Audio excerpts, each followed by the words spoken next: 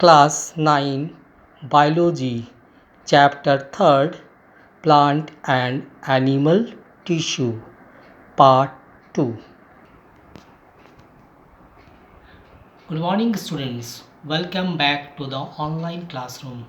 Dear student, in the last session, that is before the summer vacation, we have studied about the plant tissue.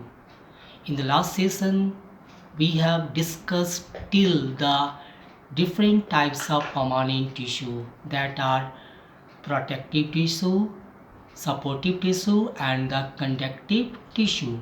Today we will discuss details of all these types. So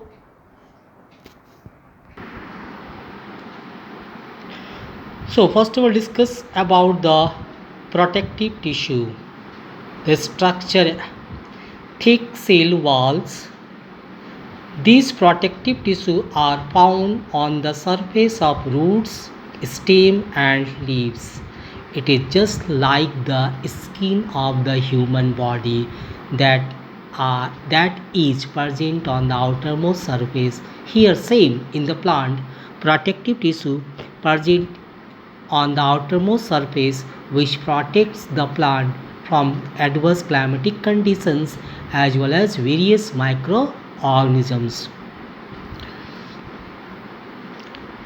Some protective tissue that are present on the surface of leaves produce a waxy, waterproof material which forms leaves waterproofing, as well as it also present in the bark and cork of stem. Second, supporting tissue. As the name spells, it support the plant. Supporting tissue further classified into parenchyma cells,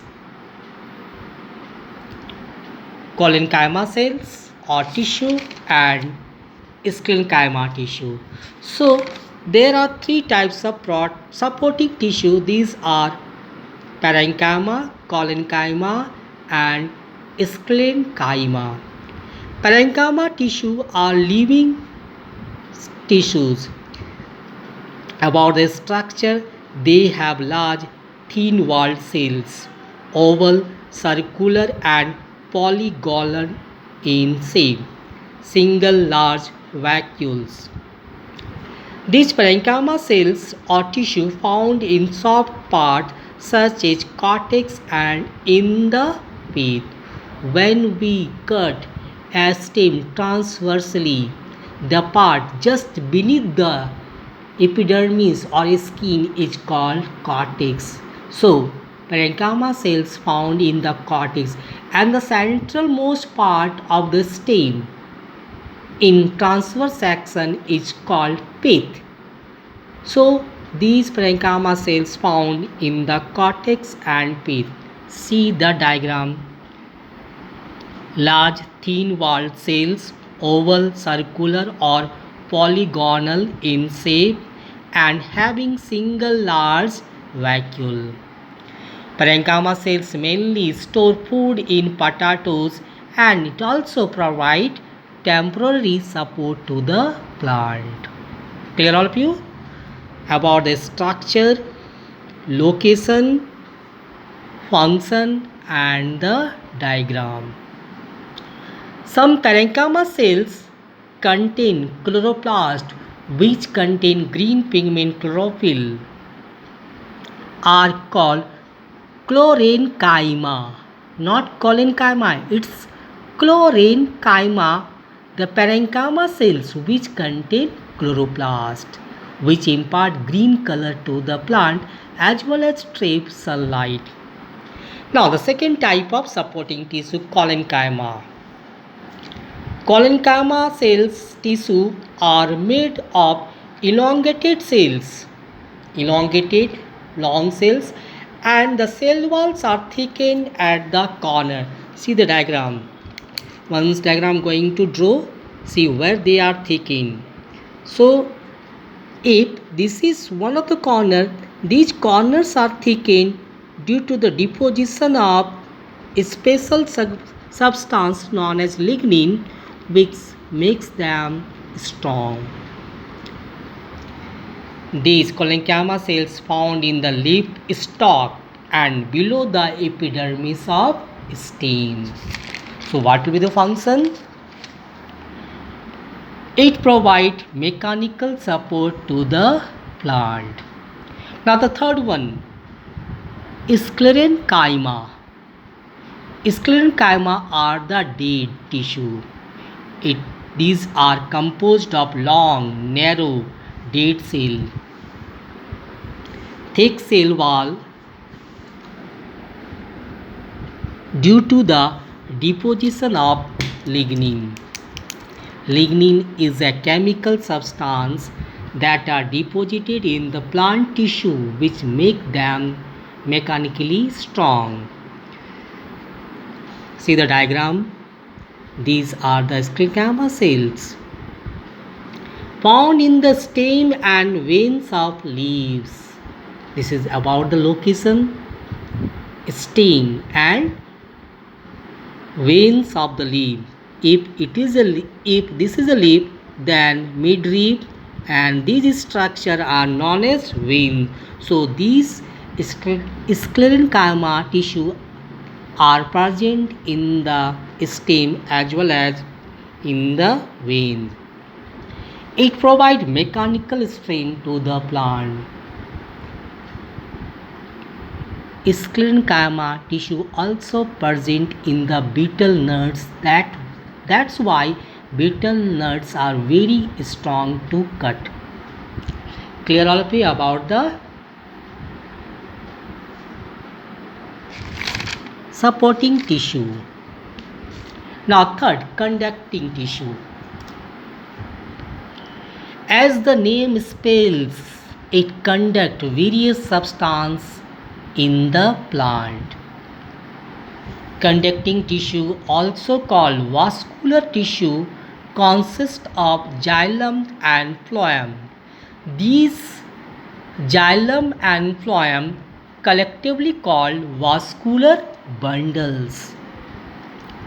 Conducting tissue provides a passage for the movement of water, minerals and food etc. in upward as well as downward direction. Xylem mainly transport water and dissolved minerals in upward direction, that is unidirectional, never from leaves to the roots. It always from the roots to the leaves of the plant. That's why conduction in xylem is said to be unidirectional. But in phloem, the direction or the movement is bidirectional because food transport from the leaves to upward as well as in downward direction, the part where food is needed. Now see about the details of the xylem. Xylem tissue consists of elongated and thick-walled cells. Cells are somewhat tubular. Older xylem forms the wood parts of the plant. Now see the components. Student, conducting tissue among the various plant tissues is a complex type because the conducting tissues that are xylem and phloem consist of various types of cell. According to the definition of a tissue, a tissue is a group of similar cells, but here xylem is not the group of similar cells. That's why xylem is considered as a complex tissue. So the components are tracheids, vessels, xylem parenchyma and xylem fiber. Now see, tracheids. Tracheids are elongated dead cells with large cavities without any content, placed end to end to form long tube. Lignified cell walls means cell walls have the deposition of a chemical substance lignin. Various types of thickening to develop mechanical support to the plant. So when we discuss about the plumbing in a house for the water supply, then pipes are placed end to form a continuous channel. In a similar way, tracheids are placed end to form long tube for the conduction of water and dissolved minerals. The next component is xylem vessel, long tube-like structure. Here, xylem vessel in the xylem tissue is the main conducting tissue. Elongated cell placed in again. Like the tracheids, xylem vessels are also placed in to form a long channel for the conduction. Hard cell walls and cell walls are thick and lignified. Transverse walls get dissolved and make a continuous water pipe. See the diagram. So this is the transverse wall. These transverse walls are dissolved to form a long continuous channel for the conduction. Xylem vessels mean for the transporting water and dissolved minerals. Third one is xylem parenchyma. Parenchyma cells, as studied in the supportive tissue, mainly mean for the storage here with the same function. Provide storage of food and conduct water and mineral. These are the living cells. Last one is the xylem fiber. It is made of dead sclerenchymatous cells. Sclerenchymatous cells always dead, so xylem fibers are also dead tissue. Consist of thick-walled narrow cells with tapering in, provide mechanical support to the plant.